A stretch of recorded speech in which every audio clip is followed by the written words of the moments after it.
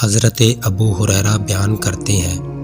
رسول اللہ صلی اللہ علیہ وآلہ وسلم نے فرمایا، اگر مجھے اپنی امت پر مشقت کا اندیشہ نہ ہوتا تو میں انہیں نماز عشاء کو تہائی رات یا نصف شب تک مؤخر کرنے کا حکم فرماتا۔ حضرت ایوب بیان کرتے ہیں، رسول اللہ صلی اللہ علیہ وآلہ وسلم نے فرمایا، میری امت ہمیشہ خیر و بھلائی پر رہے گی، یا یہ فرمایا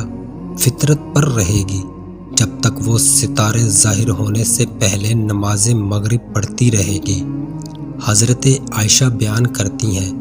رسول اللہ صلی اللہ علیہ وآلہ وسلم نے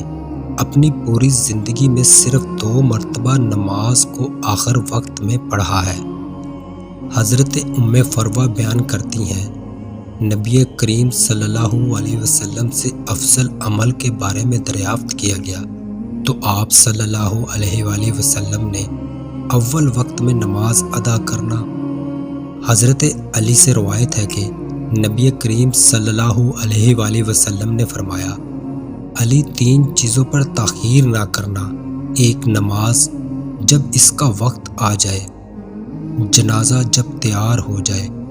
اور بیوہ مطلقہ اور کنواری خاتون کے نکاح میں جب تمہیں ان کا کفو مل جائے۔